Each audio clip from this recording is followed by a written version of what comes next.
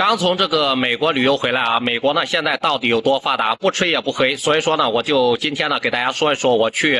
美国呢旅游之后的一些真实的感受啊。今天呢我就用我的心得呢分享出来。很多人都说了，美国呢是这个世界强国，数一数二的。那我确实呢是认可它的一个强大啊，因为美国呢在全球呢都有很多的这个基地嘛，相当于是一种霸权行为，总喜欢对别人，包括别的国家那是指指点点的。那美国现在到底发展到什么程度了呢？今天呢就给大家好好的说一说。从早上这个出门了，美国人基本上都是早上洗澡的啊，因为前天晚上呢他们会玩到非常晚啊，在什么酒吧里面、夜店里面，包括那种 KTV 会所里面。基本上呢都是玩到凌晨或者是玩到天亮才回家啊，所以说呢每个人都是习惯晚上是不洗澡的，回家之后呢直接就上床睡觉，上床休息啊，第二天起来再洗。那洗完之后呢他们的衣服是怎么办呢？然后呢我就发现了美国人浪费的现象呢是非常的严重的，因为美国呀他们是不允许那个晾衣服在外面的，被发现之后呢是要被罚款的，所以说呢他们只能用那个烘干机来烘啊。比方说呢咱们在上班出门之后呢，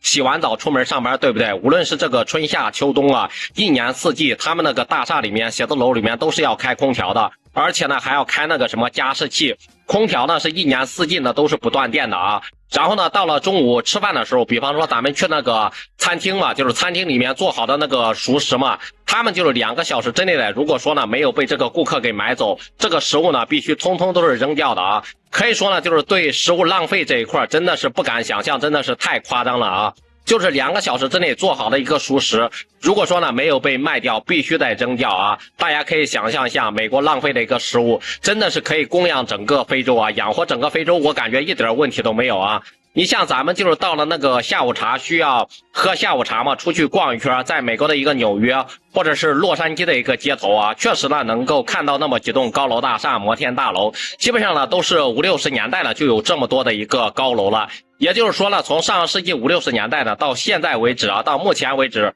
这么多年了，50、60年了，基本上没有什么太大的一个变化啊。大部分的房子呢，你像稍微偏一点点，就比方说像咱们武汉这边来说，三环以外有很多50、60层、70、80层的高楼大厦，对不对？但是在美国那边呢，只有纽约的市中心呢才会有那么几栋高楼啊，像那些标志性的建筑什么的。那么其他呢，基本上都是那种低矮的房子，那种自建房，像别墅一样啊。美国人呢是特别喜欢住、特别喜欢租那种房子的。再一个呢，就是美国呢，你别看它是发达的一个国家，但是呢，他们老百姓手上呢，基本上真的是没有什么钱啊，因为美国人呢都是那种提前消费嘛。包括像什么那种信用卡，那种什么万事达，都是从美国那边流行过来的。美国人的一个消费观念也是超前的，基本上个个都是负债的。他们还经常说咱们中国人负债，其实美国人的一个负债率呢，那真的是非常的高。他们很多老百姓手上可能连500美金都拿不出来，可以毫不夸张的讲，很多人呢可能连这个50块钱、50美金都拿不出来。大部分人永远都是过着那种吃着碗里的看着锅里的啊，永远都是没有钱花的一个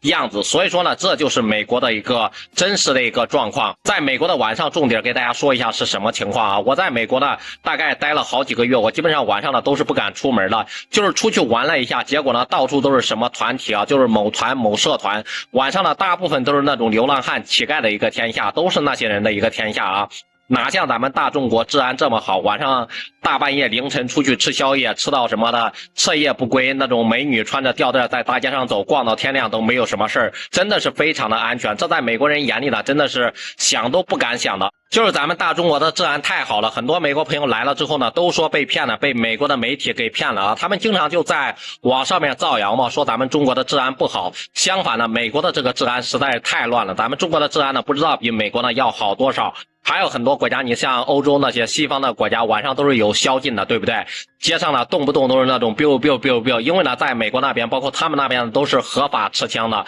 走在街头呢真的是感觉还挺危险的啊。不知道对此大家都是怎么看的？这呢就是我在美国的一个真实的所见所闻。你们觉得美国怎么样？你们想去美国旅游吗？反正呢我是再也不会去了啊，我害怕真的是有命去没命回。第一个呢就是一个治安问题，另外一个呢就是文化问题，我实在是无法接受。